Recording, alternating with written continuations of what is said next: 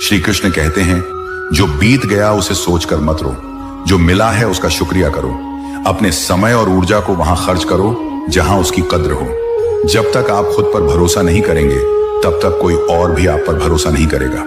गलत लोगों से दूर रहना भी जीवन में शांति बनाए रखने का एक तरीका है। जो इंसान हर हाल में सीखता रहता है वही समय से आगे बढ़ता है। कभी कभी हार जीत से ज्यादा सिखा देती है। रिश्ते टूटने की असली वजह दूरी नहीं बल्कि दिल से निकल जाना होता है। धैर्य एक ऐसा गुण है जो मुश्किल हालात में भी आपको संभाले रखता है। हर किसी को खुश करना संभव नहीं, इसलिए सही काम करने की कोशिश करो। खामोशी बहुत कुछ कह देती है, बस समझने वाला चाहिए। जो इंसान अपने वादे निभाता है वही असली भरोसे के लायक होता है। कभी कभी अकेले चलना जरूरी होता है ताकि आप खुद को बेहतर जान सकें। इंसान की असली पहचान उसके व्यवहार और बोलचाल से होती है, ना कि उसके कपड़ों या धन से। अपनी तुलना किसी और से मत करो, क्योंकि हर इंसान का सफर अलग होता है। दुनिया में सबसे मजबूत इंसान वह है जो टूट कर भी मुस्कुराना जानता है। दूसरों की मदद करके जो संतोष मिलता है वह किसी भी दौलत से बड़ा है। समय रहते अपनों के साथ बिताए पल ही असली पूंजी होते हैं।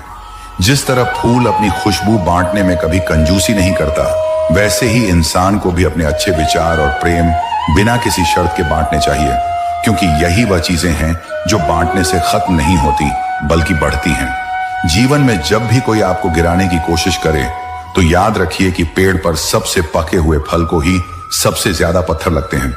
इसलिए गिरना आपकी कमजोरी नहीं बल्कि आपकी अहमियत का सबूत है। अच्छे इंसान की पहचान उसके शब्दों में नहीं बल्कि उसके कर्मों में छुपी होती है, क्योंकि दुनिया मीठी बातें करने वालों को नहीं बल्कि सच्चे दिल से मदद करने वालों को याद रखती है।